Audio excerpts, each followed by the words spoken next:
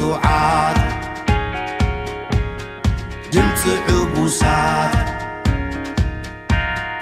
دمت زسمعو دمت زسمعو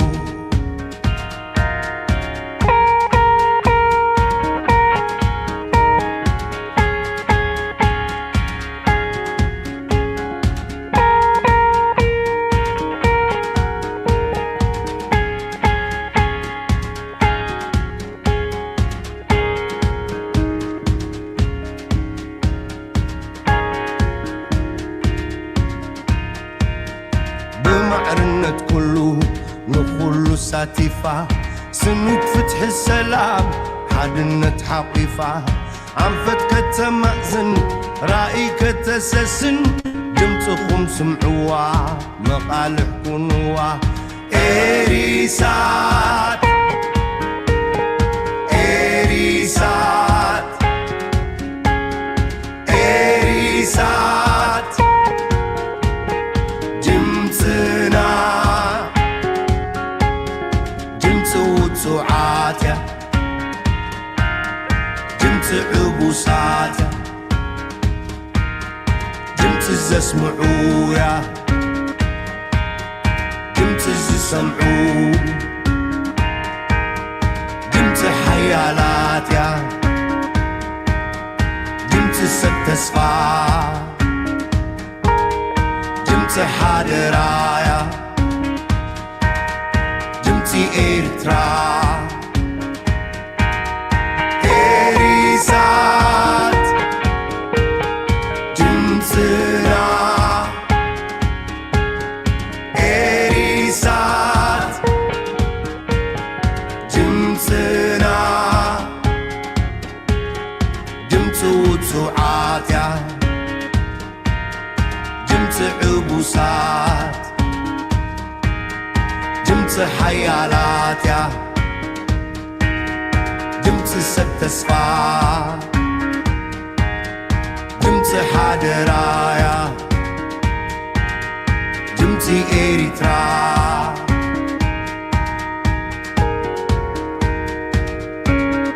Enough is enough! Enough is enough! Enough is enough! Enough is enough! We want freedom! We want freedom!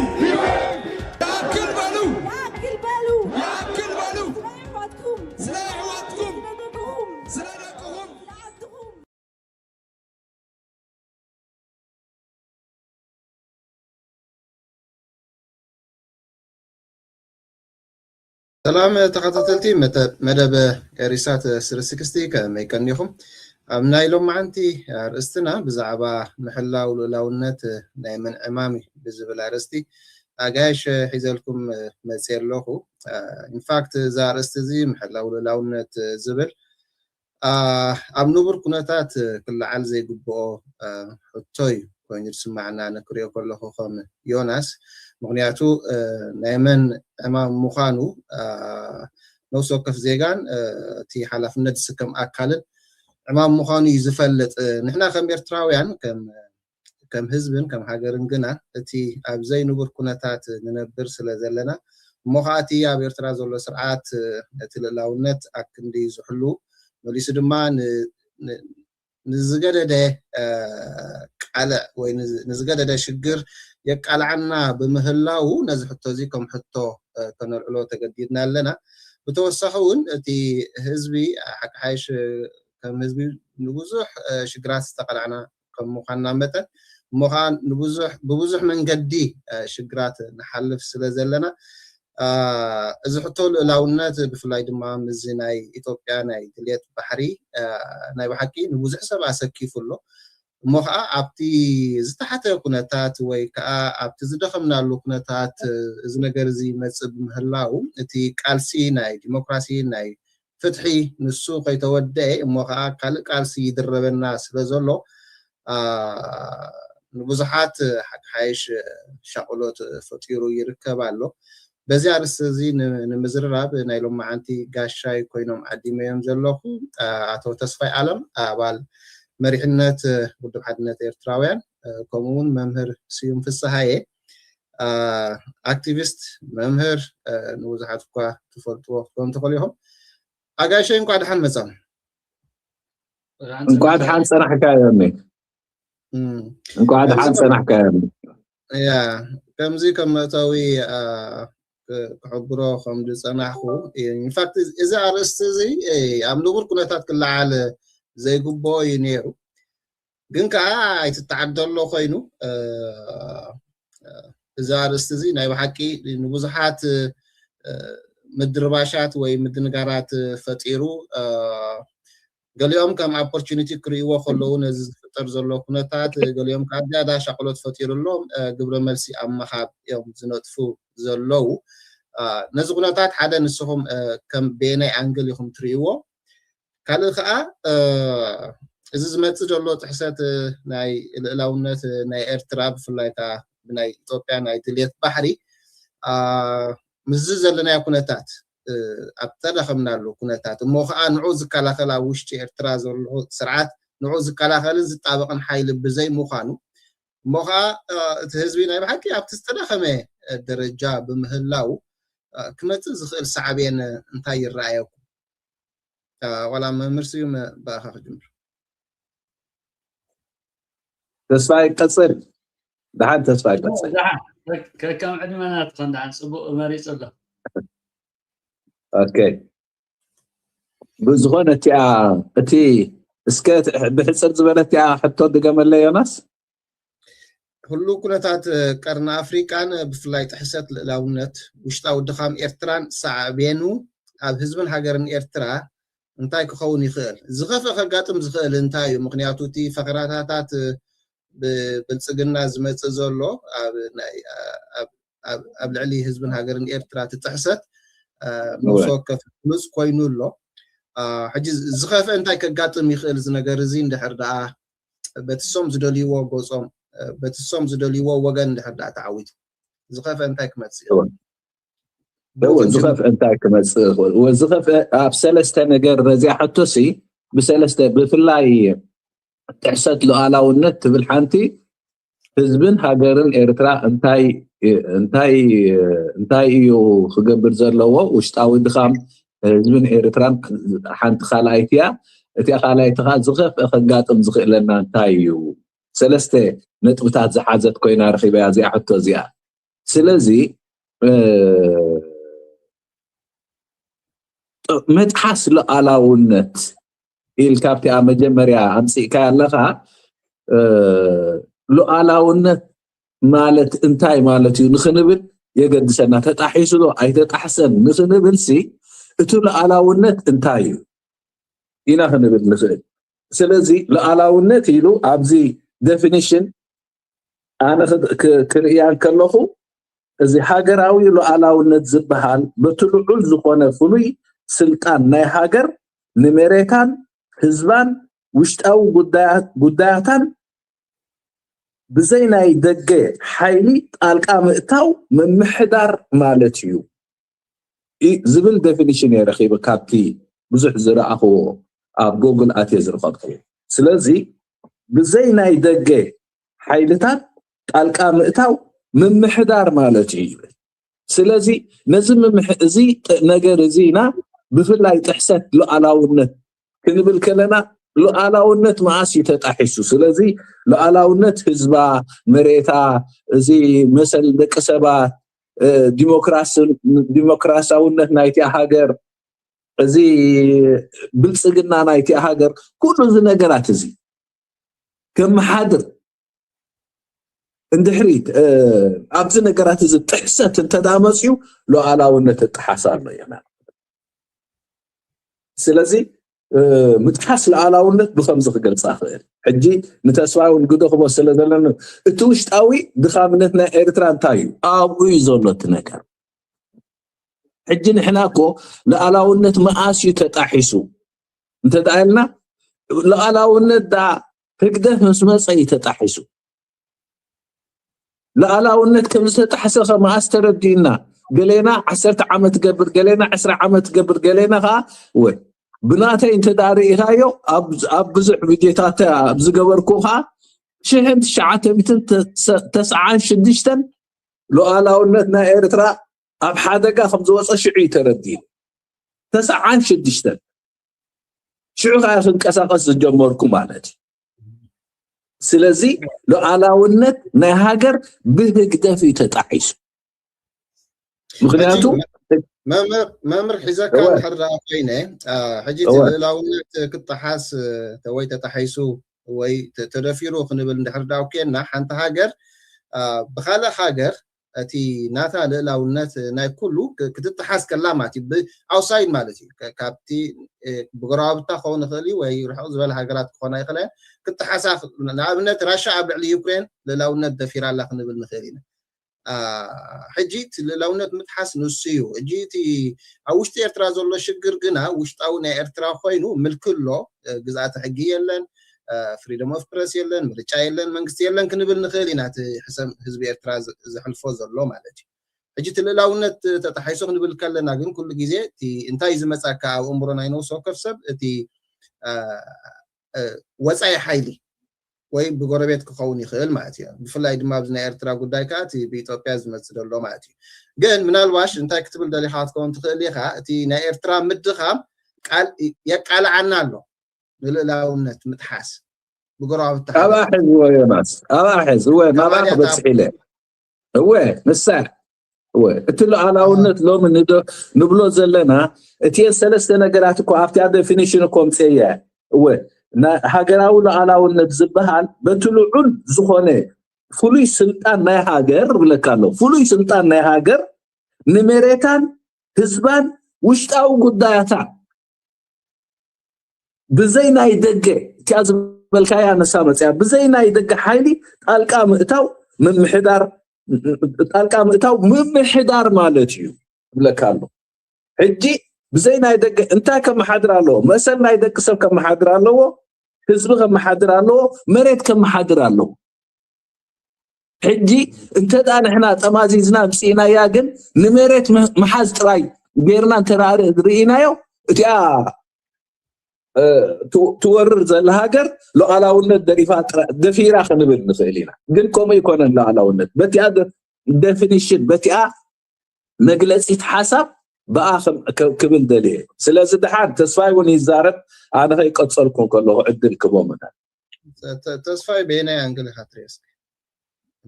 ያ ኣብቲ እንታይ ሽሙ እቲ መሰረታዊ ክልሳ ሓሳብ ምስ መምህር ስዩም ዝሰማማዕ እንደ እንታይ እዩ እቲ ልዕላውነት ክንብል ከለናስ ብኸመይ ተመሓደር ዘይኮነ ብዘይ ዝኾነ ናይ ወፃኢ ሓይሊ ኣብ ኤርትራ ወይ ኣብ ዝኾነት ሃገር ማለት ባዕሎም እቶም ህዝቢ ባዕሎም ብባዕሎም ክመሓደሩ ከለዉ እዩ ማለት እዚ ሓደ ልዕላዊ ሃገር ክንብሎ ከለና በዚ ናይ መንተቪድዮ ውዕል እንተሪእናዮ ሓደ ህዝቢ ኣነ እዛ ሃገር እዚኣ ሃገረያ ዝብል ህዝቢ ክህሉ ከሎ ወይ መሬተይ እዩ እዚ ካብዝና እዚስ መሬተይ እዩ ሃገረይ እዩ ክብል ከሎ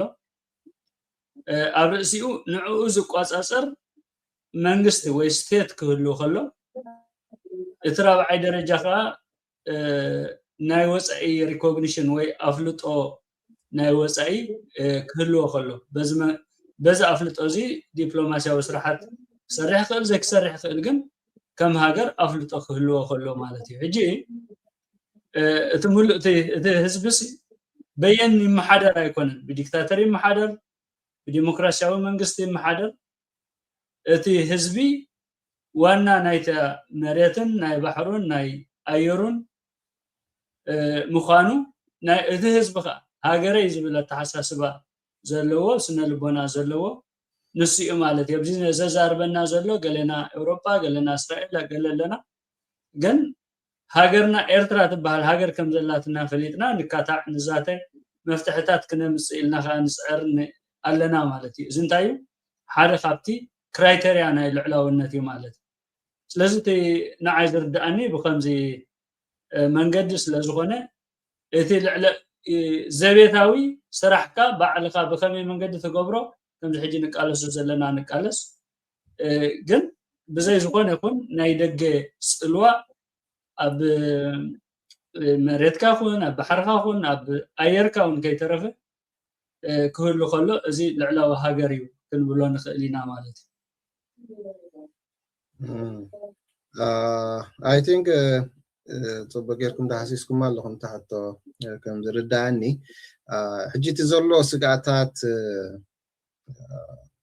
رؤيو تي زلوا مقنعتو نفسه كيف معالتاوي زينا نكاتاتل هردا حليناسي تي زمز دولو بفلاي بوغن ناي توبيا بتناي بلسقنا مرحتي بتموتادران مرحتي زمز زلو ناي تحديد فقرا كساب قال كفال ناي ايرتراتي دوبا وقيح بحري مس ناي توبيا كارتا حويسكا in fact أبزخ منا لا نتي قال كفال نا ايرترا مس أبجا سألون دحري هماسي زي أم ناي توبيا ناي معرق أبزو وحابول زنوبرون كم حدا هي بتوعي بمامنا نحدهم مالتينو أجي كابز زعبي قصة زر خلينو أنا رأينا ما تيزخا in fact زت رأي يكون نزي نزد حلفة كنت 3 عامتاتي كتسيلو in fact بستفعل على أناليست نسمع خمسة لنا دما إذا نجرزي يعتزل على الطرز بسيحو كسب نابكيناتهم كخيد خيلي أبزو بحال لزول أواني نامو بزحات in fact أبزو أربع جزء حدا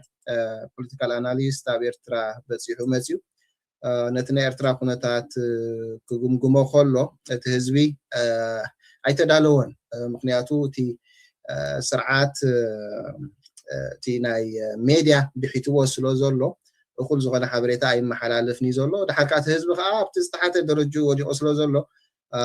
نتبي توبيا زمت زلوا تهديد نخمكسي عقمي يقولون إلى إنفاكت كمان قام ديمو أبزد حلفة جزء بوجن هجدفون بزح مجلس إتات طعامات ترى ينيرو سلازي تي أنت تجلس دليل تزلوا سكفتات رؤي كوينو كم هزبي كسب كندينا نحنا دلوات زلنا نزلنا جرزين من مكات أبا ولا تسفايس كبا خرج مروي ممر كم عندنا تقولون الكاسب ونيرو ما بركت كسب كنديو إذا جرزين ده هذا عمسيو مقنعتو نتزلوا كله كنتات كأكون رياخن كلالنا زي I don't know زي political analyst هذا أب رياخمون هذا هونكم أبز غربا جزء أب إرترا بسيحو مسيو and تي ناي إثيوبيا ناي جهسات ناي كيف بحري مدلاي كم وهب جرو ريوا and بوجن إرترا جن كنات هذا مسيو تناي من مكات عامة أبتستحت الدرجة كم زلوا تهزبون دلو حبريتا خم زي بلو زعبات خلطات ويفرحون كم زلوا إيو تنتينو قاليس وامو نحنا خم إرتراوين كندريو خلنا كابتم بدقز مسألنا تنتنا نلعقسي نحنا بعلنا نفلطو لحلفنا هيوات ونسلازخونه كم هزبي كم أمنتا يكون تاتينا زلنا Are you ready? دلوات دينا دلنا هو تي حتوسي نصوريو إذا نجار زي نخف السام ويكف السام تدعفوي بس انتايو مثلا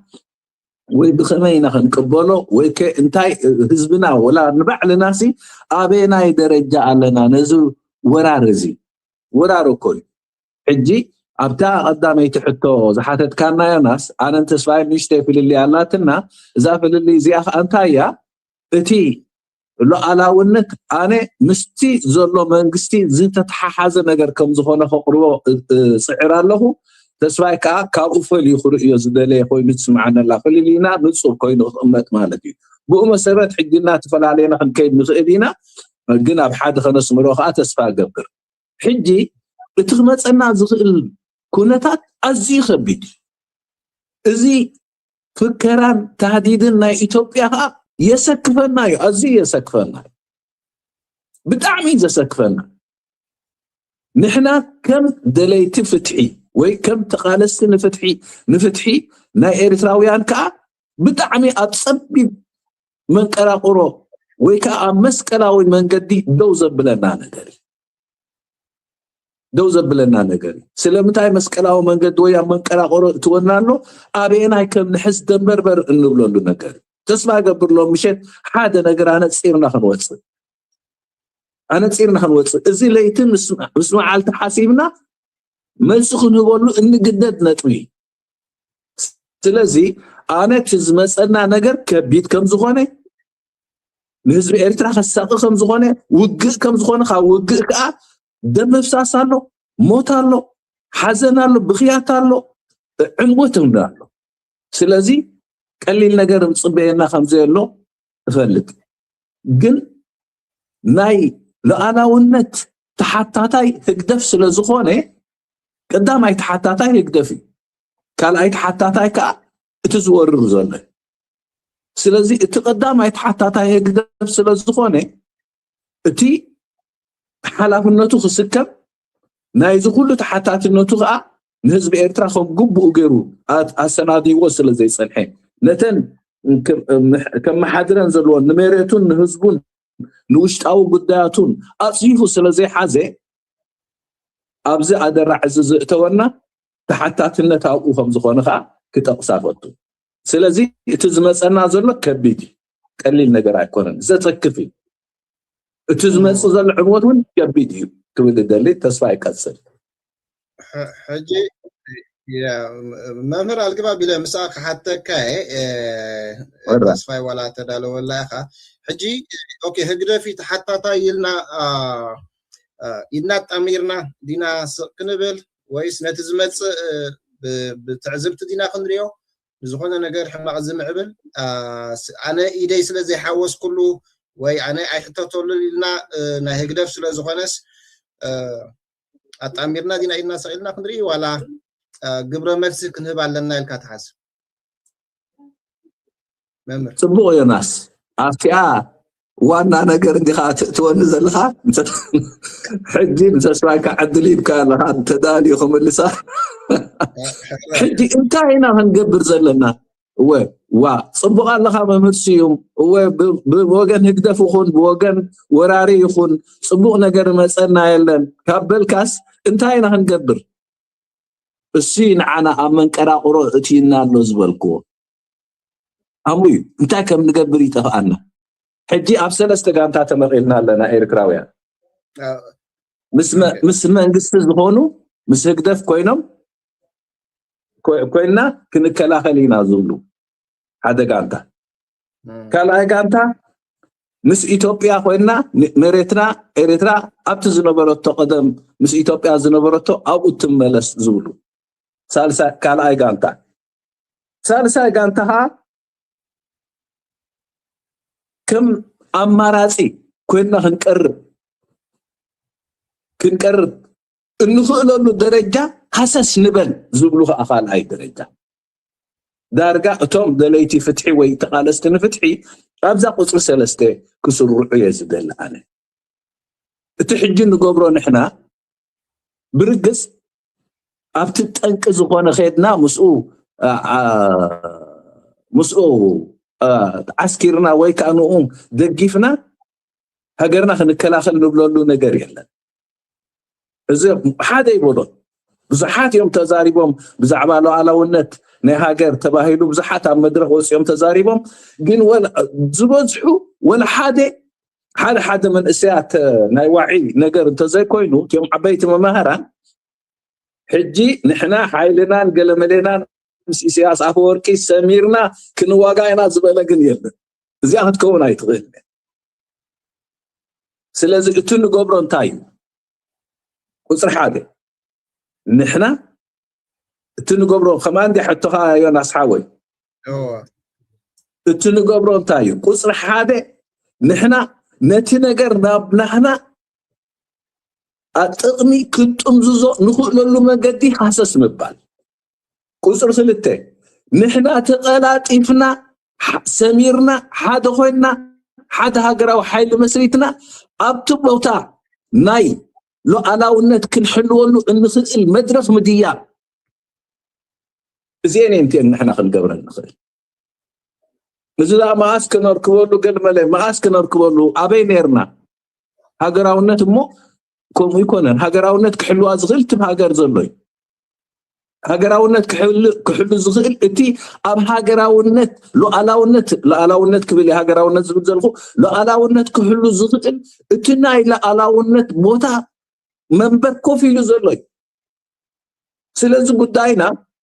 نحنا سقلنا نرئي كونن أبت منبر قصنا نبي يا أهلني تصفى يا كل تحت وطاتي anyway زلك تعزبتي أو ولا بزمن مركز عرب رسالة يا مجمرة ممر سيوم مسارتاوي زخنا في اللي يبلنا ماسي أبتي أجابات ويمس تكنيكال استأثر بدأت زي كوينو مسارتاوي متكلات سوا معنا بخوم أون كنصرح له أنا حنا مالته الجنتايو إرترا بحافشة خمسي تي حلق زبالة مخانو أزي كبير مخانو كم وسئتو ناب كونفيجن وي ناب حدا إن شاء الله كنتايو حدا تحسكايو حدا ملقوك عينة سلازخونة قرب كبير زبالة مخانو يردأني مغناته حدا تسرعت هاجر كتكل زي كاليا كم زي ممسيون زبالو كتسعين شدشتان جميرون حريق أو مونير خوينو بخال زي كونه أب نتكال هاجر منجستي يسنف كم زلو تسرعت يريون يكاتاتلون سلازنا بروخويني سمعنا مالتي مرة 29 سب هاجري ناس أو سيايلوز بزح سب نوع عد زقات خاب سدت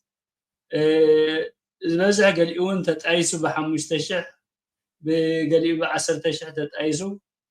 نبرت أخاخيبو لمعات زلمع ناجرادين موتورتات الجزء أبو أبز نبرلو سبكك أومو يخليلكا أي تحسبن مجنت أيقن مسارتاوي ما سأتي سوشيال ليفل مالتي أبتي حبرة السباوي ليفل مالتي قرب زينتهم أتشعوان زنبور حاسبتي زرأيهم زنبور الرأي خون يخليو زبل قمت على مالتي بقندو كن أتا عند تسامعنا قداماي نتي العلاونت زغهاسه السرعات مغانو بولقي تراجي كونه كمودبو النسمرو لينا مالتي داي نسو ني ايرترا كدخما قداماي العلاون ايرترا ازي وسان استراتيجيكاو بوتا زلا هاغريا حيال زخونه قطبا حيال زخونه وتادراو عقمي حيال زخونه دلدل حدنت كهلوا انت زي غيركا ازي ندحر تدخم عليها خوينكا اكل نايت العلاونت مدخامي زخون مالتي سلازم تهزبي طف هيومن ريسورس يلن سبا عقم يلن قطبا عقم يلن دبلوماسي حشيشو صنيحو از كله ابشجر وديقو تطلع هجي كزارب كله عقم سبيلن ابيلو سبيلن يهانسنا نقل 30 عامت غيركا سبي هانسكون كتبل شيميو مالت اسرائيل ب40 شمونتن حرخو صفلوسي ابسوساتاتس نيكولر او صارتي كسرحو فحطرطر يبلو نيرم مس بعل فرنسا مس قالت ميسايلات كيترفي مسرح نيرم تشعوان مالت ازن سوساتات مالسي ناي 15 عامت قال مالتي دحرنا سنته نحنا مستزلنا نقدفو 9 حدنسي اب كلتا شحن حمشتنا كلتا شحن 10 كل مع 15 عامت 16 عامت دلدل زخون عقمي كهلوان يرو ايرترا سباز حقفت كتكون يرو ايرترا ذكرني عقبه برها مثلني منستر عقبه برها ناي عالم جول ابزبهالو زنبره كمزي ميلينيال جولس تبايلهم كعمام لهم زبهالو زنبرو فرق حزب عالم كاب دغنت كوس فرقو دي سيسو ناي طعنا كفريج كله كومتات عينت تارجيتس نيروم يوم ناي يو ان تارجيتس تمليسو بزعبه او خزارب كله بزعبه كنت شحن 15 سي اي كنزاربنا بزعبه قوام اي كنزاربنا بزعبه دخنت قميات اي كنزاربنا እቲ ፊቸር ሽዑ ዝረኣየ ዝነበረ ነቶም ካልኦት ህዝብታት እምበር ንዓና ነቲ ኤርትራውሲ ከምኡ ኣይኮናን ብቁልጡፍ ክንሰርሖ ኢና ዝብል ራእይ እዩ ነይሩ ማለት እዩ እዚ ራእይ እዚ ተጨውዩ እቶም ሰብ ራእይ ተኣሲሮም ሕጂ ሰብ የብልናን ዓቕሚ የብልናን ተባሂሉ እቲ ብዛዕባ ጥዕና ክንዛረብና ዝበሃል ዝነበረ ወለድና ናብ ፈቆዶ ኡጋንዳ ናብ ፈቆዶ ካልእን ከርተት ይብልለው ብሽኮርያ ብካንሰር እናተባሃለ ማለት እዩ እዚ ብመሰረቱ ድልድል ሃገር ክትሕዝ እንተዘይክኢልካ ኣካል ናይቲ ልዕላውነት ምሽርሻር ይኸውን እሞ ከምዚ ሕጂ ከዓ ትድንደን ማለት እዩ እዚ ዳርጋ 100 ምስ መምህር ስዩም ሰማዕ እቲ ዝመፅእ ዘሎ ግን እዚ ኩሉ ከም ዘለዎ ኮይኑ እንዳተቃለስና ፀኒሕና ሕልኽላኽ ዝገብሮ ነገር ናይ ጎረበትና ኣምቢሽን ናይ ጎረበትና ድልየታት ዕውር ድልየታት ዝተፈብረኸ ታሪኻትን ዝተፈብረኸ ወይ ሓሶት በበምፂኻ ናብ ረብሓኻ ክትቅይሮም ምፍታን ሓሲኻ ወይ ናይ ሓሶት ዘረባ ትረኻ ጌርካስ ናብ ባሕሪ ክትልውጦ ወይ ናብ ኣፍ ደገ ባሕሪ ክትልውጦ ምፍታን ዝርአ ዘሎ እዚ ካልእ ሓደ ዓብዪ ቻሌንጅ እዩ ማለት እዩ ባዕዳዊ ቻሌንጅ እሞ ድማ ዓለማዊ ኩነታት ኣብዚ ዛናብዐሉ ዘሎ ሕጊ ዓለም ብብዙሓት ሓያላት ሃገራት እንዳተጣሕሰ ዝኸደሉ ዘሎ እዋን ከዓ መሊሱ ዝኸፍአ ይገብሮ ማለት እዩ ኣብዚ እውን ተወሳኺ ባዕሉ ትስርዓት ከይዱ ሕጊ ኣክንዲ ዝሕሎ ናብ በዓል ዩክሬን ከድካ እንቋዕ ወረርኩማ እንዳተባህለ ብሓያላት ነተን ንእሽቶ ሃገራት ንክውረራ ግሪን ላይት ዝህብ ዓይነት ስርዓት ምስ ምዃኑ ከዓ መሊሱ ከዓ ይሕመካ ማለት እዩ ስለዚ እቲ ልዕላውነት መፂዎ ዘሎ ፈተነታት ኣዝዩ ከቢድ ምዃኑ ናይ ውሽጢ ዓቕሚ ተዳኺሙ ዝበልካያ ታሕቶ ናይ ደገ ከዓ መሊሱ ክጎብጥ ኢሉ ነቲ ድኹም ጎንታትካ ርኢዩ ክጎብጠካ ኣብ ዝብለሉ ዘሎ ህዝቢ ኤርትራ ኣብዚ እንታይ ይኹን እያ ታሕቶ ማለት እዩ ኣብ ከምዚ ዓይነት ድብልቕልቕ ዝበለ ሓደገኛ ዝኾነ ኩነታት እንታይ ኢኻ ክትገብር ዘለካ ዝብል ሕቶ ወሳኒ እዩ ማለት እዩ ነዚ እምበኣር ልክዕ ከምዚ መጥባሕቲ ልቢ እዩ ማለት እዩ መጥባሕቲ ወይ ዞም ሰንሲቲቭ ወይ ናይ ኣእምሮ ናይ ሓንጎል መጥባሕቲ ኣዝዩ ከቢድ እዩ ከምዚ ናይ ሰለፍ መጥባሕቲ ይኮነን ምክንያቱ ኒውሮንስ ኣለው ነርቭስ ኣለው ካልእ ኣለው ተመሳሳሊ ኮይኖም ናይ ኤርትራ ኣገባብ ቃልሲ ስለዚ በቲ እንተበልካ ምስ ደገፍ ክትረክብ እንተበልካ እቶም ዝድግፉካ ባሕርካ ዝደልዩ ይኾኑ ባዕልካ በቲ ንሶም ክወሩካ ምስቲ ስርዓት ክትገጥም ምስቲ ስርዓት ኮይንካ ክትኣልዮ እንተበልካ እቲ ስርዓት እሙን ኣይኮነን ኣቐዲሙ ዘዳኸመ ንዓኻ እውን ኣብ ማእሰርትን ኣብ ካልእ ሽግራትን ዘውድቕ ስርዓት እዩ እሞ እንታይ ደኣ ንግበር ዝብል እዩ ማለት እዩ ስለዚ ነዚ ንሕና እንታይ ኢና ጌርና ከም ትዝክሮ ዮናስ እኳ ዝክሮ ኢኻ ማለት እዩ ካብቲ 2023 ጀሚሩ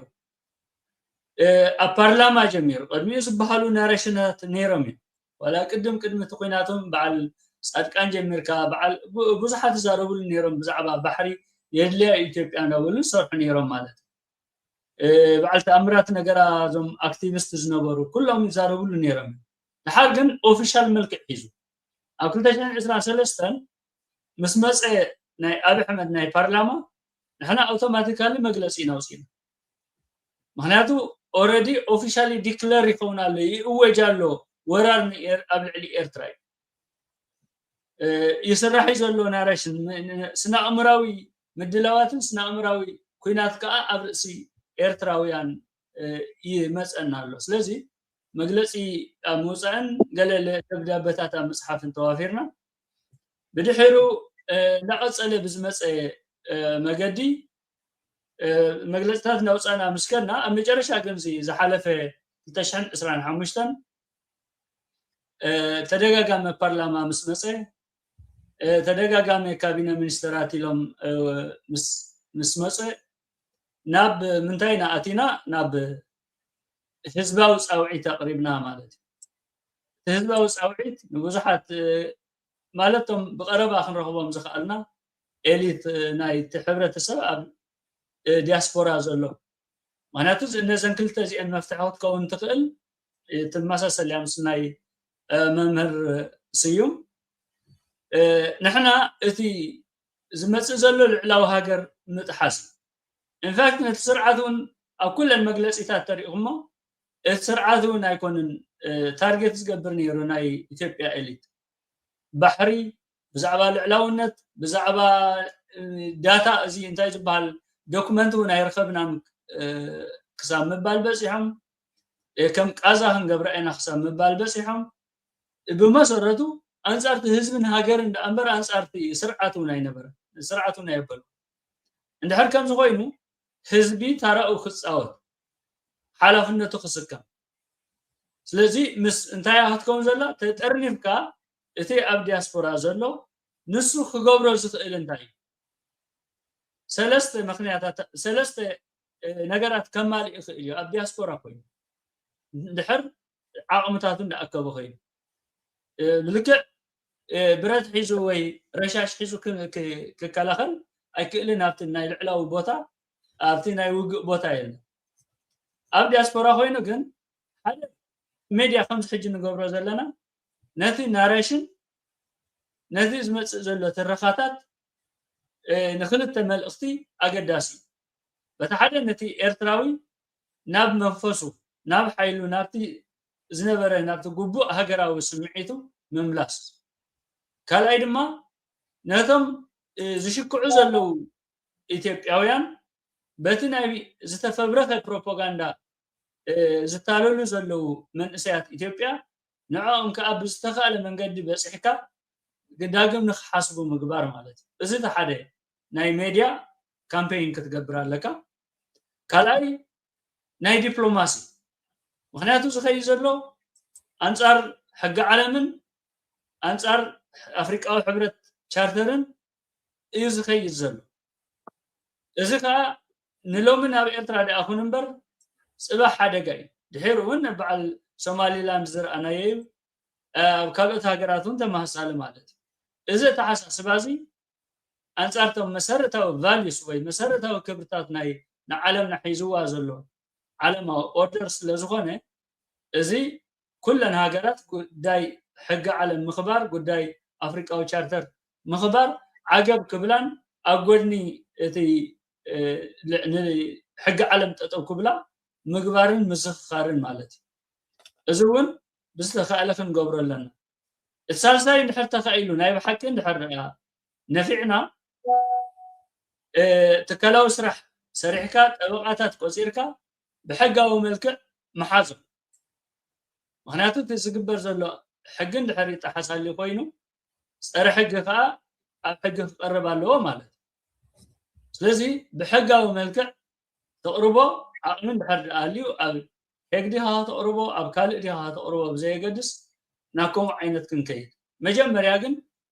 ናይ ምትእኻብ ፃውዒት ክነቕርብ ኣለና እዚ ናይ ዜጋታት ሕቶ ስለ ዝኾነ ተባሂሉ ኣብ ዝተፈላለየ መድረኻት ኣብ ማሕበራዊ ሚድያ ኣኼባ እንዳተገብረ ከድናስ ኢንፋክት በዓል ዮናስ ዘለኹሞ ከማን ሓደ ነዚ ናይ ልዕላውነት ታስክ ፎርስ ቆይሙ ይሰርሕ ኣሎ ትዊተር ኣብ ገለ ጀሚሩ ኣሎ ማለት እዩ እሱ እንዳጀመረ ምስ ከደ ናይ ኩሉ ኢንፑት ተሓዊሱ ናይ ኩሉ ምሁርን አክቲቪስት ይኹን ኢንተሌክቹዋል ይኹን ውዳበታት ይኹን ናይ ፖለቲካ ናይ ኩሎም ኣብዚ ጉዳይ እዚ ኣብ ሓደ ኮይኖም ክቃለሱ እዘን ዝበሃላ ዘለዋ ከዓ ዓለም ለኻዊ ሕጊ ተኸቲልካ ብመሰረቱ ነዚ ዝቃለስ ዘሎ ሌቨሬጅ ዘለዎ እዩ ማለት እዩ ናይ ሞራል ሌቨሬጅ ናይ ሕጊ ሌቨሬጅ ዘለዎ ስለ ዝኾነ በዚ ተቢዕና ክንቃለስ ኣለና ተባሂሉ ኦልሬዲ ቆይምሎ እቲ ተበግሶ ከም ውድብ ዳኣንሶ ደንበር ናይ ህዝቢ ኮይኑ ኦቶማቲካሊ እቲ ቲም ይሰርሕ ምህላው ዝያዳ ካባይ ዮናስ ዝያዳ ትፈልጥ ከመይ ኣሎ ማለት እዩ እንታይ ማለት እዩ ነዞም ሽግራት ሲኦም ክትቀውም ተኮይንካ በዚ መንገዲ ትኸይድ እዚ ንገዛእ ርእሱ ኣብ ሓደ ስራሕ ኣብ ሓደ ሃገራዊ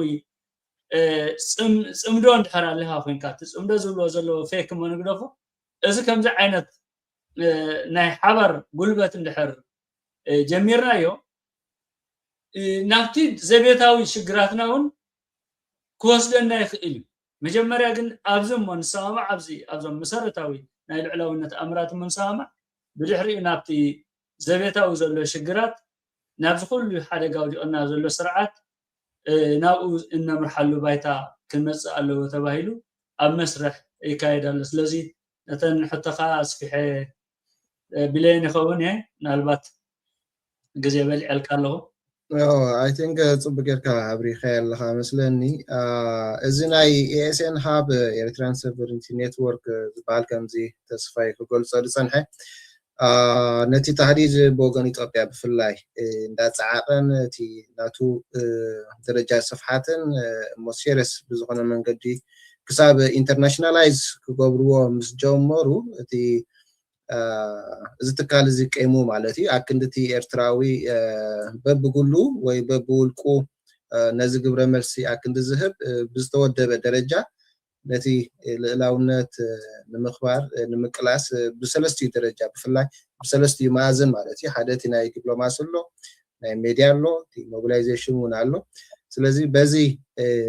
መዳይ እዚ ነቲ ኤርትራዊ ኣብ ሓደ ደረጃ ኣብ ሓደ ውዳበ ኣምፅኡ እዩ ነቲ ቃልሲ ታተዘብሎ ዘሎ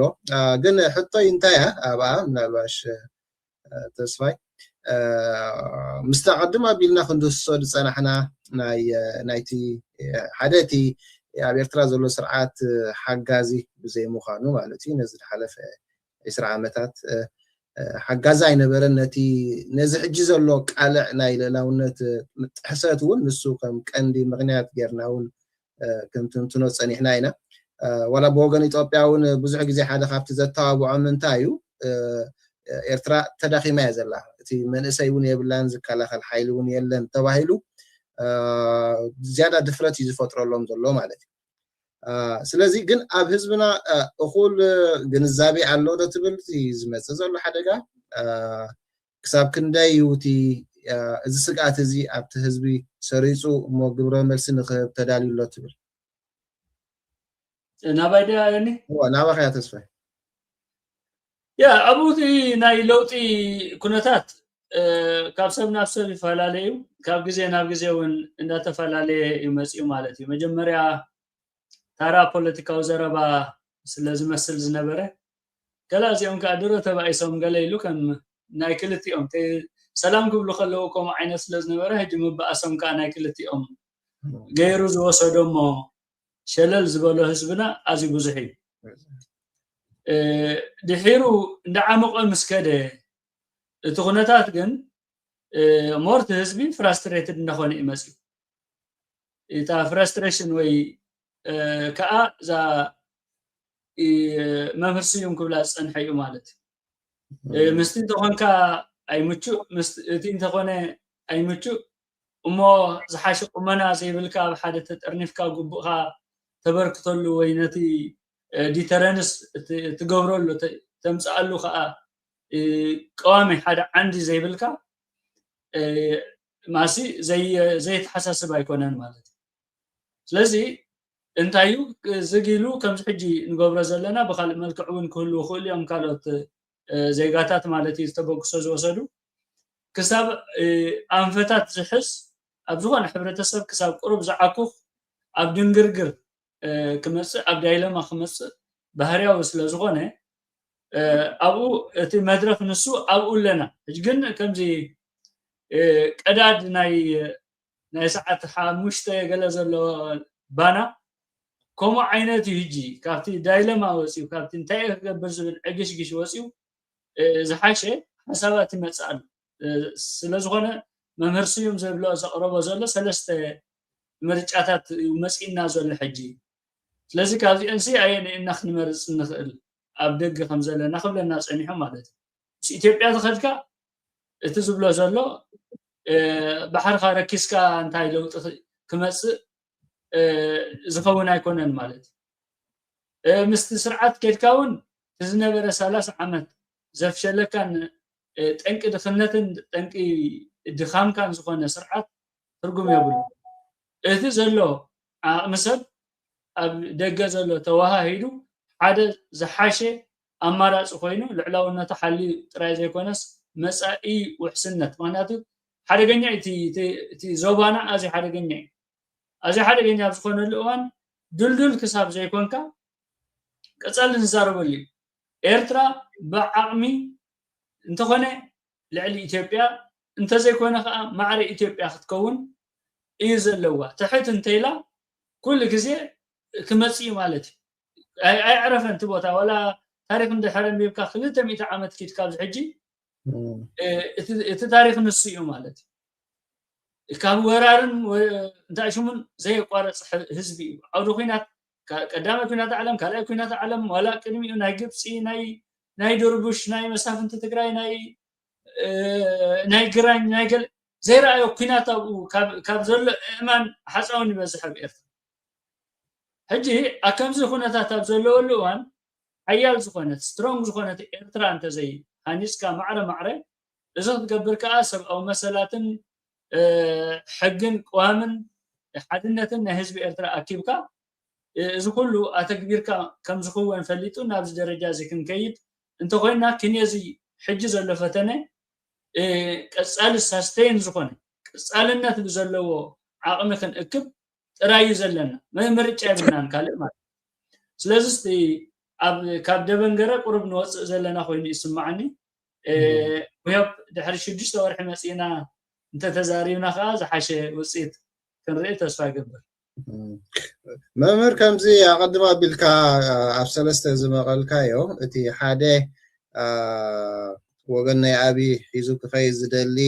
ግን ከዓ ዓሰብ ኣረኪብካ ክሳሩ ይገድድ ከም ዝተባሃለ እቲ ሓደ ወገን ከዓ ምስ ስርዓት ኮንካ ነቲ ልዕላውነት ምጥባቕ ዝጨፍጨፈካ ስርዓት ስለ ዝኾነ እቲ እምነት እውን ትሕቲ ባዶ ከም ዘሎ ኢልና ግን እቲ ዝተሪፉ ዘሎ ሓይሊ ብፍላይ ዝደንበ ተቃውሞ ነቲ ልዕላውነት ሓልዩ ነቲ ሃገር ከዓ ናብ ለውጢ ከሰጋግራ እንድሕር ዳ ኮይኑ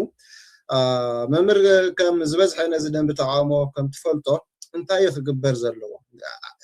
ካብ ዝደለናዮ ወፂና ነቲ ንደልዩ ዕላማ ክንሃርም እንድሕር ዳ ኮይና ሓደ ልዕላውነትና ዲሞክራሲ ለውጢ እንድሕር ኢልናስ ሓንቲ ልዕላውነት ዘለዎ ሃገር ክትህልወና ኣለዋ መቸም ባይ ዲፎልት ስለዚ ብሓንቲ ወንጭፍሲ ንክልተ ነገር ክንሃርም እንድሕር ዳ ኮይና እዚ ደንበ ተቃውሞ ካብ ዝደለዎ ኣበየናይ ደረጃ ይክበፅሕ ዘለዎ ጽቡቅ እምበር ሕጅብቲ ናይ ደንበ ተቃውሞ ዝያዳ ኣተኲርና ክንዛረብ ከለና ከምቲ ሓንቲ ወይ ዝገለጽክዎ እንዲቲ ኣሳለሰይቲ ኣማራፂት ከመይና ንርእያ ዘለና ኢና ክንብል እቲ ኣሳለሰይቲ ኣማራፂት ንሕና ከም ደንበ ተቃውሞስ እንታይ ኢና ክንገብር ዘለና ኣብዚ ከምዚ ተስፋይ ሓወይ እውን ክገልጾ ዝፀንሐ መንቀራቑሮ ዝኾነ ወይ ከዓ እዚ ኦፐሬሽን ናይ ርእሲ ኢልዎ መዓት ነገራት ከቢድ ነገር እዩ ስለዚ ኣብዚ ጉዳይ እዚ ክትዛረብ ወይ ከዓ እዚ ከቢድ ኦፐሬሽን እዚ ጌርካስ ብሂወት ክትሰግር ዲኻ ክትመውት ዘይትፈልጠሉ ኩነታት ስለዚ ኣብ ኣዝዩ ተነቃፊ ኩነታት ንዛረብ ከም ዘለና ፈሊጥና ነዚ ነገራት እዚ ክንሕዞ ዘለና ንሕና ከም ደንበ ተቃውሞ እምበኣር ነቲ ደንበ ተቃውሞ ኣነ በዚ ዝርእዮ ዘለኹ ዘይኮንኩ ክዛረብ ሕጂ ደንበ ተቃውሞ ዝበሃሉ ዳ ባዕለ ገለ ገና ድሕሪት ኣለዎ ኢልካ ፈሪድካ ዘይኮንካ ክትዛረበ ከምቲ ክኾኖ ዘለዎ እንተዳ ክዛረብ ኮይነ እምበኣር ደንበ ተቃውሞ ኩሉ ገዲፍና ንሕና ከመይ ጌርና ሓደ ኮይንና ሓደ ግንባር መስሪትና ሓደ ሓይሊ መስሪትና ሓደ ጽላል መስሪትና ኩልና እቲኦም ፋሕፋሕ ኢልና ዘለና ነዚ ሓድነት እዚ መስሪትና ደው ክንብል መጀመርያ ንህዝብና ኣለኹልካ ክንብሎ እቲ ናይ ሉዓላውነት ንርስዓዩ ሕጂ መጀመርያ እቲ ኣመንበር ሉዓላውነት ከተትሕዘና እትኽእል ኩነት ክንሕዝ ክንፅዕር ኣለና ንሳኻ ኣብታ ቦታ ናይ ኢሳያስ ኣፈወርቂ ኣብታ ናይ መንግስቲ ኤርትራ ቦታ ኣብኣ ክንበፅሕ ክንክእል ኣለና ሽዒና ንሕና ብዛዕባ ሃገራውነት ንዛረብ حجي تسرح حوي دبلوماسي بالصنيع بدبلوماسي نحجز يدو نحنا قربنا نحجز انت دبلوماسي وانا تاتو لو من يوم وانا تاتو تمنجس إيرترا قال سكوي دبلوماسي نقبري حجكو هو بلادنا حجكو عالم أبي زلو حبرات هاجرات أبي زلو أفريقيا وحبرات أبي زلو إيجاد زبل زنبرة حجي إيجاد سمعوا لي أفريقيا وسمعوا لي ورر الله قلم لي بكله إبلالله تبغياتو دا مستنايت مال زي سامع كوين نمبر إبلالله كل سلاز خبني قل لتسمع وكبلو زدل التايا إذا أنا تدمس تدم كابتناتين نات كان دمسي نحنا دابي زلنا هنا دبلوماس نقبر انتاي سلطان لنا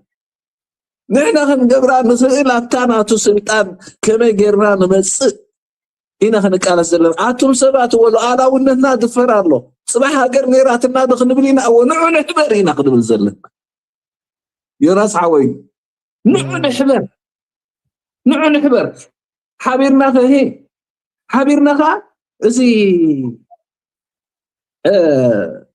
من أب حجر نقطة حبيرنا خا حدا نجر نقبر بزح تزرب نجر الله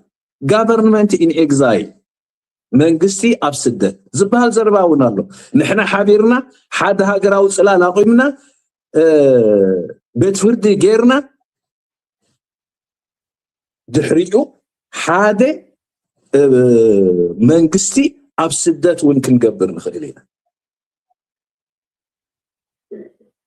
بريسيدنت تسفاي عالم كاك بريسيدنت ناي أبومبر نايتا حتى صلاة دن قبره مجمرة وي دحري بيت فردي غير بريسيدنت تسفاي عالم كا بريسيدنتنا غيرنا لنا بريسيدنتنا أبسدة غيرنا لنا نبل المين انتو حاده اسكسم زنقبر إذا مس قبرنا شعو بريسيدنت كبور بريسيدنت شعو ناف ترام كيدو قال خزاره بخير حزب إيرترا زوكلنا رخيبنا نبل انت يتقبر زلو يا ناس حوي زي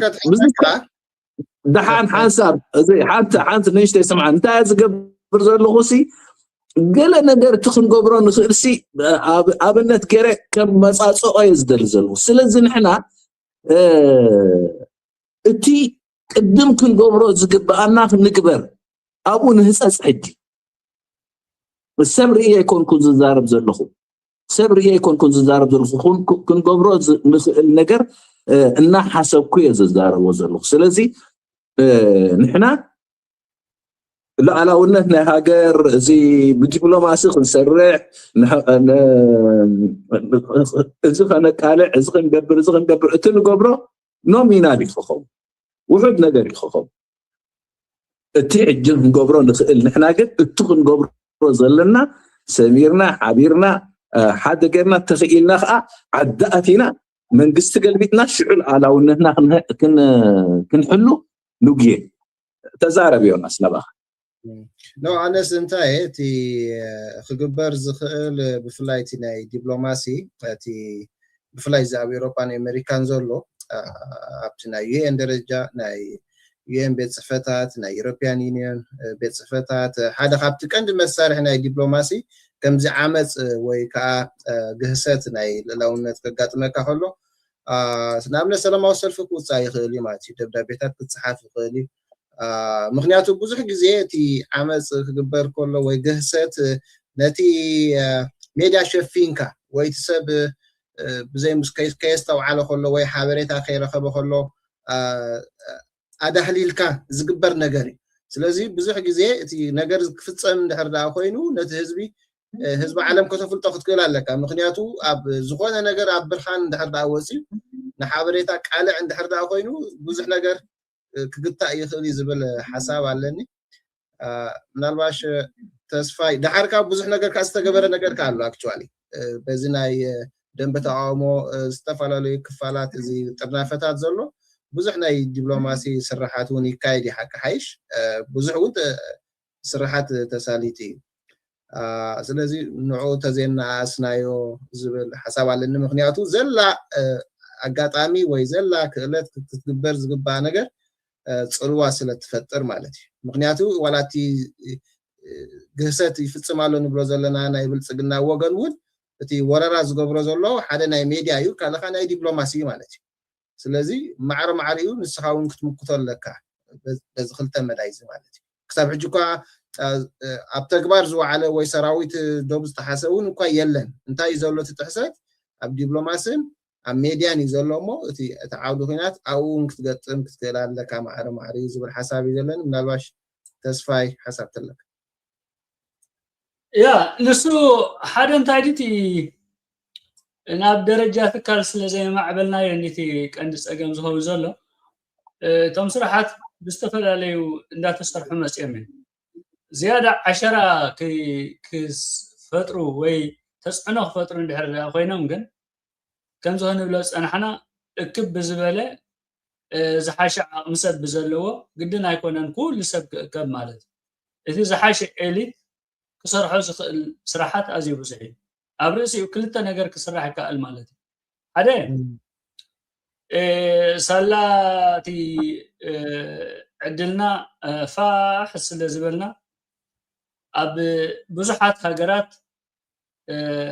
ኢና ዘለና ማለት እዩ ንኣብነት ኣብ ሾደን ክንደይ ኣለኹም 40,000 50,000 ኤርትራውያን እዮም ዘለኹም ማለት እዩ ልዕሊ ኣብ ጣልያን ፈረንሳይ ኣብ ጀርመን ኣብ ኩሉ ብዓሰርተታት ኣሽሓት ዝግመት ህዝቢ እዩ ዘሎ ከም በዓል ጀርመን ክሳብ 100,000 ዝኸውን ህዝቢ እዩ ዘለና ማለት እዩ ኣብ ኣሜሪካ ከምኡ ልዕሊ 200,000 4 ሚልዮን ሕጂ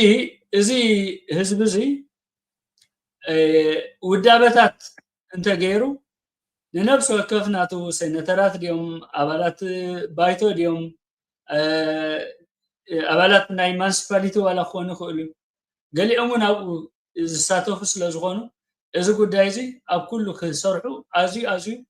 ኣገዳሲ እዩ ነይሩ ማለት እዩ ኣብ ግዜ ብረታዊ ቃልሲ ይስራሕ ነይሩ እዩ ብቐንዱ ግን እዞም ጁዊሽ ኮሚኒቲ ዝጥቀምሉ ንሱ እዩ ኣብዚ ዓዲ ዘሎ መንግስቲ ኣብዚ ዘለኹ ብእስራኤል ዘሎ መንግስቲ ብጣዕሚ ናግራም መንግስቲ እዩ ማለት እዩ ናይ ራይት ዊንግ እዩ ግን ኣዝዩ ሕመቕ ዘለዎ ንዲፕሎማሲ ዘየተባብዕ መንግስቲ እዩ ግን እቲ ህዝቢ እቶም ኣብ ኣሜሪካ ያሉ ኣብ ብፍላይ ኣሜሪካ ፈረንሳይ ዓዲ እንግሊዝ ዘለው ብብዝሒ ስለ ዘለው ኣብ ኣዝዩ ዓበይቲ ፀለውቲ ቦታታት ኣትዮም ንእስራኤል ምስ ኩሉ ፀገማቶም ከምዘይ ይእገዱ ይገብርዎ ናቶም ሎቢስ ኣዝዮም ሓያላት ይኾኑ ማለት እዩ ስለዚ እቲ ናትና ከዓ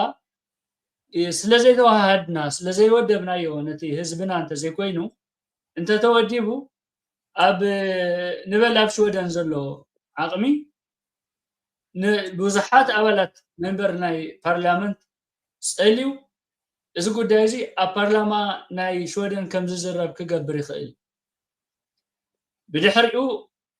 እዚ ቅንዕና ምስ ተረድኦ መንግስቲ ሾደን ከጠንቅቕ ክጅመር እዩ ምጥንቃቕ እንተኣብይዎ ከዓ ምስኡ ዘለዎ ናይ ደገፋት ናይ ፋይናንሻል ሳፖርት ጠጠው ከብሎ ክእል ተመሳሳሊ ኣብ ኣሜሪካ ኣብ ካናዳ ኣብ ካልእ ኢትዮጵያ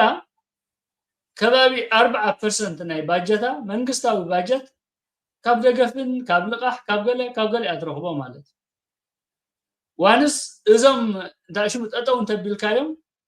ኣብ ምንታይ ይኣቱ ንሪኦ ኣለና ትራምፕ ሲ ታሪፍ ምስ በለ ኩለን ሃገራት ንዓደ ኣበጃኻ ናብ ምባል ናብ ኔጎሽሽን የመፅን እዚ እንታይ እዩ እቲ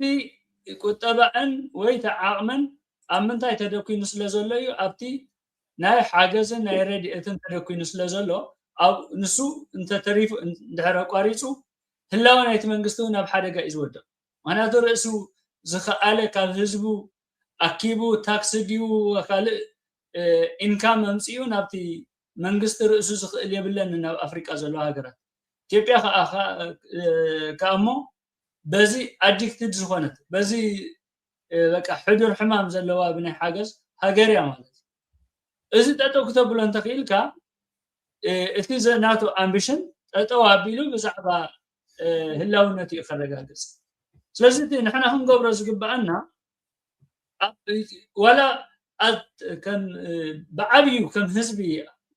ጠጠው ዋላ ይንበል ከምዚ ክበሃል ፀንሐ ዝተፈላለዩ ዓብይ ፅላል ዲ ግንባር ዲ ዋላ ኣይንግበር እቲ ፊሲብል ክግበር ዝከኣል ማሲ ብቀሊል ክትገብሮ ትኽእል ኣብ ሓደ ሃገር ዘሎ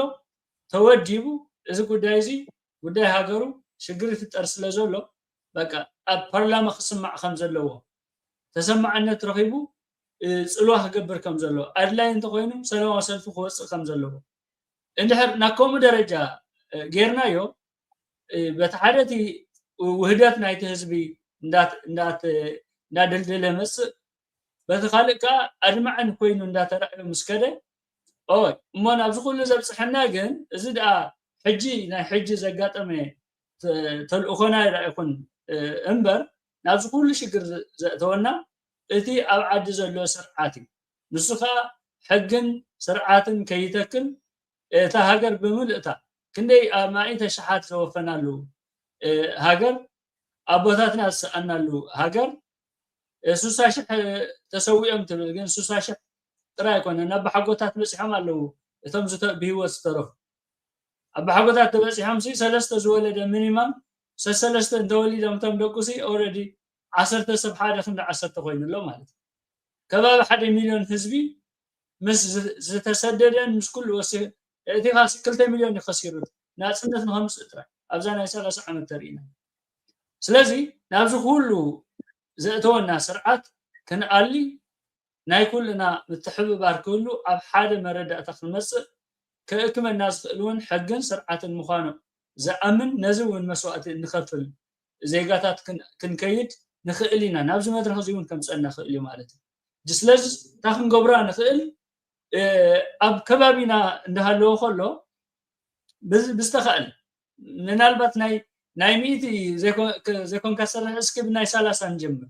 እስኪ ብናይ 20 መክሰብ ዝርከቦ ነብል እሞ ብድሕሪኡ ናብቲ ሚእቲ ካብ ሚእቲ መክሰብ ዝርከቦ ስራሕ ክንከይድ ምሕሳብ ኣነ ኣብዚ ኣገዳሲ ኮይኑ ይስምዓኒ ከይተቃወምኩን እቲ ናይ መምህር ስዩም ኣብኡን ተቃውሞ የብለይን ብዓብዩ ኩልና ኣብ ሓደ መፂእና ክሳብ መተካእታ ናይ ስርዓት ክንከውን ዝብል ሓሳብ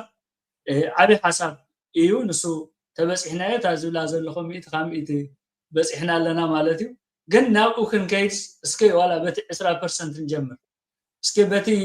50% እስኪ ንጀምር ንበል እዛ በዓል ዮናስ ዘለኹማ ትካል ንልዕላውነት ንሳ እንዳማእከለቶ እስኪ ነቲ በብከባቢታቱ ኣብ በዛ ኣርእስቲ እዚኣ በዛ ፕሮጀክት እዚኣ ዝፈላለየካ ዘየለካ ካልእ ፖለቲካ ከየልዓልካስ ኣብ ጉዳይ ልዕላውነት እስኪ እዚኣ ኩልኻ ኣብዛ ነጥብ እዚኣ መዕውታ ብድሕሪኡ እቶም ፍልልያት እንዳረኣና ክንከይድ ንኽእል ኢና ዝብል ርእይቶ እዩ ዘለኒ ስለዚ ፖቴንሻል ጋና ኣሎ ዘይተመዝመዘ ፖቴንሻል ኦኬ ኢንፋክት ካብዚ ዘረባኹም ሲ እንታይ ክርዳእ ፀኒሐ ሄሎ ስማዕ ኣለኹም እንታይ መምህር ወፂ እንታይ ክርዳእ ፀኒሐ ካብዚ ዘረባኹም እቲ እዚ ዘሎ ኩነታት ተኣፋፊ ኩነታት ወላት ስጋት ንፅቡቅ ነገር ክትጥቀመሉ ከም ትኽእል ነቲ ህዝቢ እውን እዚ ነገር እዚ ሱሩ እንታይ እዩ ካብ ምንታይ መፅዩ ካብ ምንታይ መፅዩ ወይ ነብሱ ንኽፍትሽ እቲ ሳይድ ላይን ኮይኑ ተኣሊሉ ፀንሐ ወገን ዝያዳ ንክሳተፍ ዕድል ይፈጥር እዩ ምክንያቱ ኩሉ ግዜ ሽግር ሸንኮለል ትብል እንድሕር ኮንካ ኣብ ሓደ ነገር ሞቲ ኣብ ኤርትራ ዘሎ ስርዓት ከዓ ወላ ሓደ ብርሃን እንዳይረኣዮ እንድሕር ኮይኑ ወይ ንለውጢ ድሉ እንድሕር ዘይኮይኑ እሞ ምስቲ ዝመፅእ ዘሎ ሽግር እንታይ ኢኻ እቲ ደፋኢ ዝኾነ ሓይሊ እዩ ዝመፅእ ዘሎ ኖ ስለዚ ኣዘ ኤንድ ኦፍ ዘ ደይ እዚ ዘሎ ስግኣታት እንድሕር ናይ ብሓቂ ፅቡቅ ጌርና ማነጅ ጌርናዮ ንሰናይና እውን ክኸውን ይኽእል እዩ ነቲ ህዝቢ ኣነቃኒቑ እታ እንደልያ ወይ ድልልቲ ኤርትራ ግዝኣት ሕጊ ዘለዋ ቋም ዘለዋ ህዝባ ብሰላም ከቢሮም ዝነብሩላ ሃገረ ኤርትራ ንኽትምስረት እውን ደፋኢ ሓይሊ ክኸውን ይኽእል እዩ ምክንያቱ በዚ ዘላቶ ኤርትራ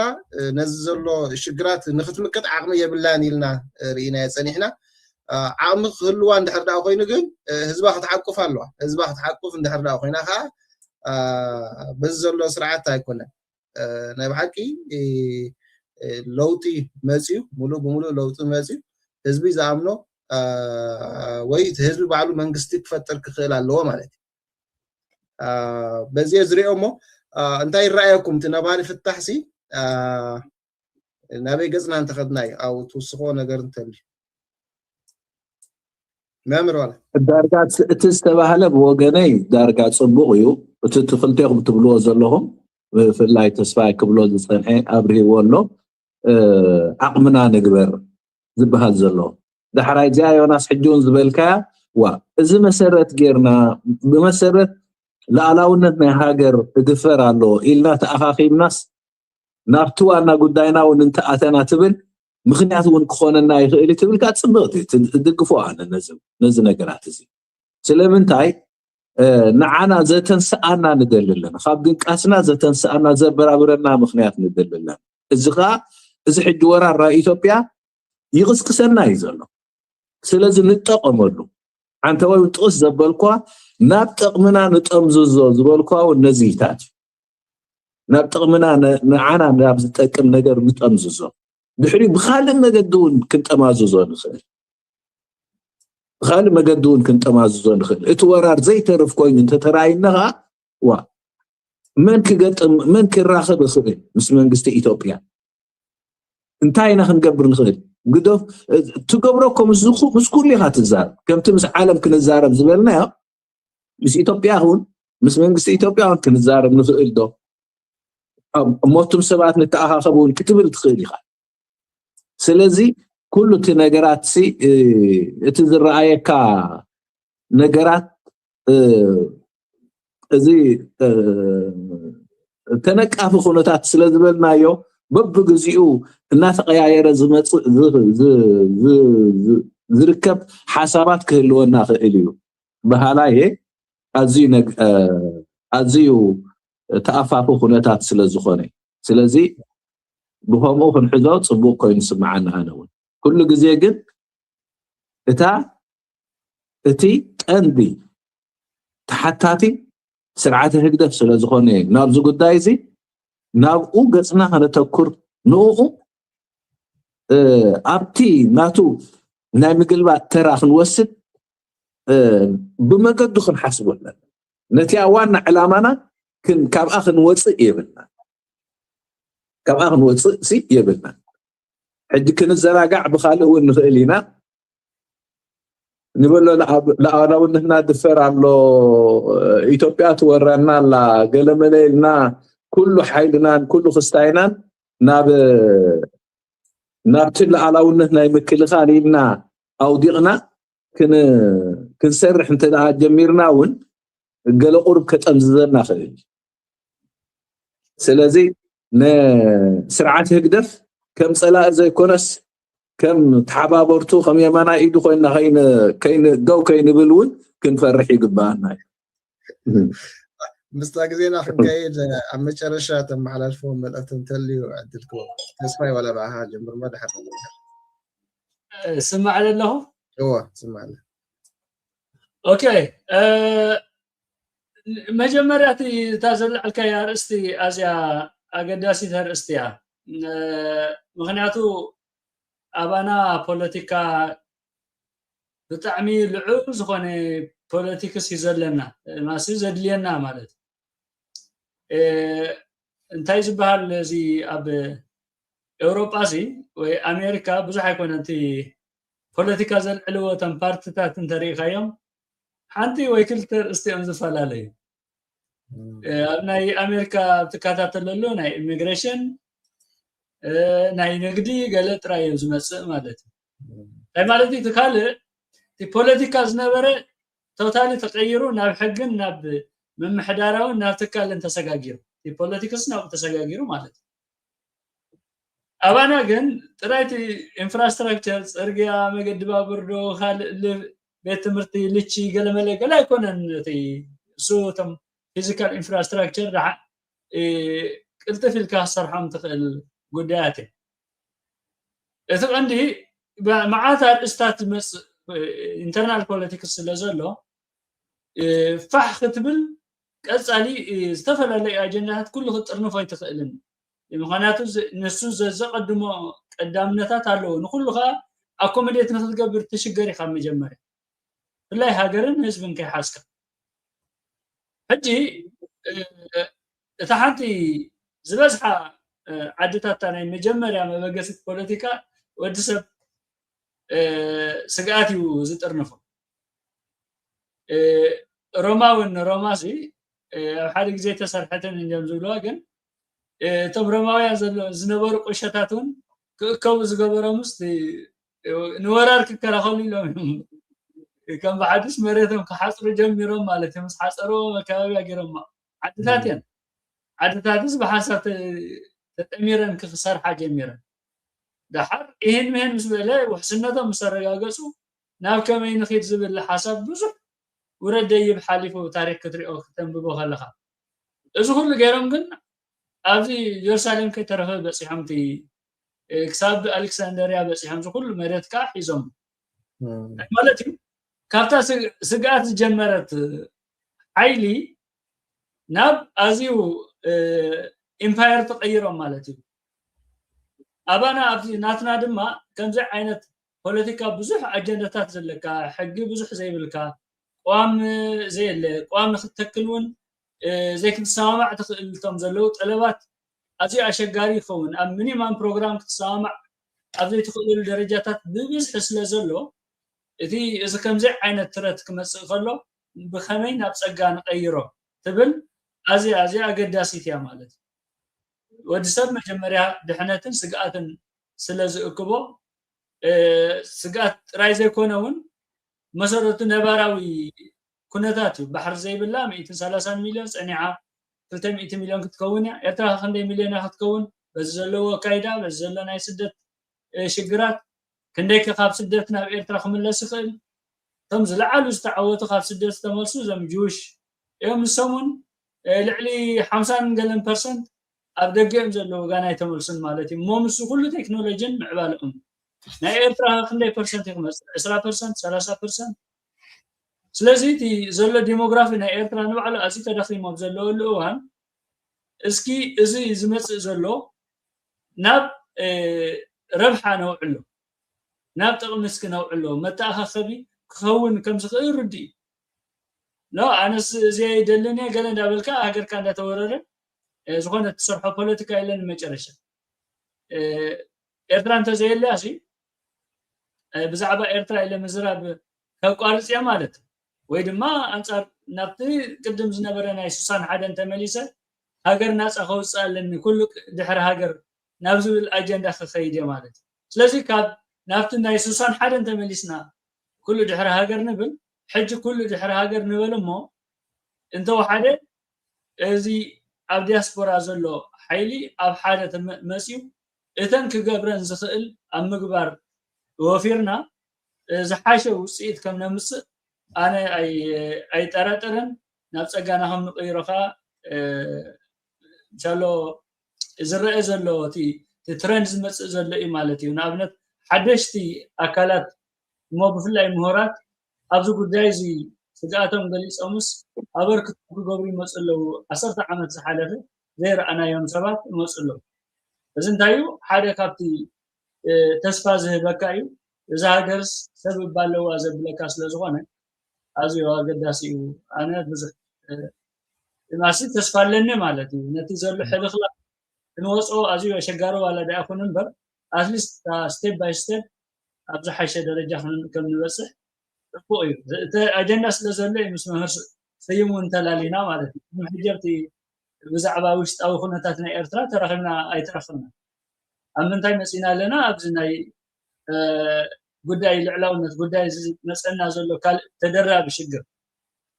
لذي شجراتنا يدراروا لمون الزاتي اللي كم زي كنا رخب مسألنا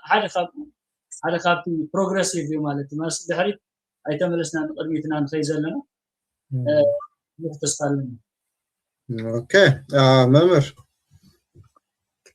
ولكع مزامنا انت دافوينو تي حسابكم يو خمسه تسواي كبلو صنحين نحنا نتي نجر ناب غداينا نطمزو زيدنا ልክ ለዓላውነት ሃገርና ክትወረር ከላስ ከም ትኽንጅምር ከለና ዝበልናዮ እዚ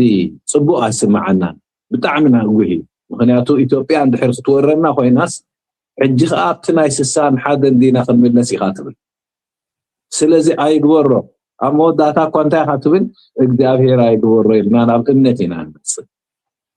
ናብ ኣምላኽ ኢና ንመጽእ ጸሎት ኢና ንገብር እዚ ንገብሮ ነገር ምስኣንካ እንታይ ኢኻ ትገብር ዝበዝሕ ግዜ ናይ ኣሜሪካውያን ፕሬሲደንትታት ክምረፁ ከለዉ ብርቱዕ ሕቶታት እዩ ዝመፆም ካብ ዓቕምኻ ንላዕሊ ዝኾነ ነገር እንተደኣ ገጢሙካስ እንታይ ክትገብር ኢኻ ኢሎም ይሓትዎም ኢሉ ሓደ መምህር እዩ ዶክተር እዩ ኢትዮጵያዊ እዚኣ ሕቶ እዚኣ ንኩሎም እያ ትመፆም ኢሉ ካብ ዓቕመይ ንላዕሊ እንተደኣ ኮይኑስ ናብ እግዚኣብሔር ጸሎተይ ክገብር እየ ኢሉ እንተመሊሽዋ ንሱ ክዕወት እዩ ዝብለካ እዚኣ ክምልሽ ኣለዎ ሕጂ ንሕና ኤርትራውያን ከዓ እዚኣ ክንምልሳ ክንክእል ኣለና ኣብዚ ከቢድ ኩነታት እዚ ብሓቂ ኣነ ከምዚ ተስፋይ ሓወይ ዝስምዖ ዘሎ ንዓይ እውን ይስምዓኒ ወራር ከምዚ ዮናስ ሓወይ ይስምዓካ ንዓይ እውን ይስምዓኒ ወራር ክመፅእ ከሎስ እጉሂ ከምቲ ክንጅምር ከለና ዝበልናዮ ሞት ኣሎ ዕንወት ኣሎ ኩሉ ኣሎ ኢልና ስለዚ እዚ ኩሉ ክመፅእ ኣይንደልዮም በንጻሩ ከዓ ካልእ መገዲ ኣሎ ንሕና ኣንጻር ውልቀ መላኺ ክንገጥም ከለና ከዓ ውግውን ክንገብር ንኽእል ወራ እዚ ክንጋጠም እውን ንኽእል ኢና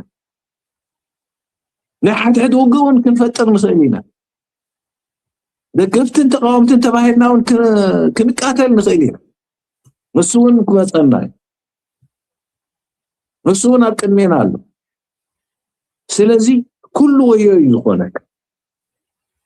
ስለዚ እዚ ብሓቂ ኣብ ከምዚ ኩነታት እዚ በቃ ናብ ኣምላኽ ከቕርበ ጉዳይ ከምቲ ኣሜሪካዊ ተሓታታይ ዝብሎ ከምኡ ጌርና ከነቕርቦ ጽቡቕ ኮይኑ ይስምዓኒ ኣብ ርእሲኡ ልክዕ ለኣላውነት ደስ ኣይብለናን ኢልና ገሊፅና ኣለና ግን ንለኣላውነት ከነትርፎ እንኽእል ሰባት ኮይና ብዙሕ ክንሃልኽ ብዙሕ ክንፅዕር ግን ኣይደልየኩምን ኣነ ክልቴኹም ኣብዚ ጉዳይ ዘለኹም ብዙሕ ኤነርጂ ክተጥፍእሉ ዘለኩም ሜዳ ከምዘይኮነ ክገልፅ ዝደሊ ኣብ መወዳእታ ክዛረቦ ዝደሊ ነዚ ምክንያቱስ እዚ እቲ ክግበር ዘለዎስ ውሑድ እዩ እቲ ዋና ነገር እቲ ከቢድ ሓይልኩም ክተጥፍእሉ ዘለኩም ኣብ ሕብረትና ምስ ሓበርና ንለኣላውነት ሃገር ምሕላው ንመሰል ደቂ ሰባት ምሕላው ንሃገርና ንምድሓን ነቲ መንግስቲ ገልቢጥካ ካልእ ሓድሽ መንግስቲ ዲሞክራሲያዊ ዝኾነ መንግስቲ ንክንተክል ኣይክፅግመና ስለዚ ኩሉ ሓይልና እቲ 95 ካብ 100 ሓይልና ናብዚ ጉዳይ እዚ ናብ ሕብረትና ገፅና ንደግፎ ድሕሪ ክንዕወት ኢና እግዚኣብሔር ከዓ ንሃገርና ይባርከልና ነዚ ነገር እዚ ክንገብር ከዓ ይሓግዘና አሜን መምህር ስዩም ፍስሐየን አቶ ተስፋይ ዓለም ንዝሃብኩምኒ ግዜ ኩሉ ዘቕረብኩሞ ርእይቶ ሓሳብ ትገብርዎ ዘለኹም ብስም ተኸታተልተይ የመስግነኩም ክቡራት ተኸታተልትና ንሕጂ ዝፀንሐና መደብ ኣብዛዚምና ኣለና ኣብ ዝመፅእ ግዜ ብተመሳሳሊ ኣርእስቲ ክሳብ ንራኸብ ሰላም ቅነ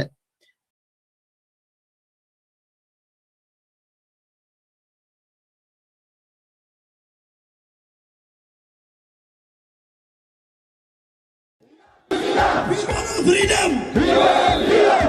freedom! ياكل بالو! ياكل بالو! سلاعواتكم! سلاعدكم! سلاعدكم! ياكل بالو! ياكل بالو! سلاعواتكم! كنزاتهم وتوعات سنيلا سميعة فتحكوا وتعلم بعوتات سويعة كاب حزبنا بحزبي ناي حزبي بحزبي دلدل كانا تاريخ ناي نشتو عابي إريسات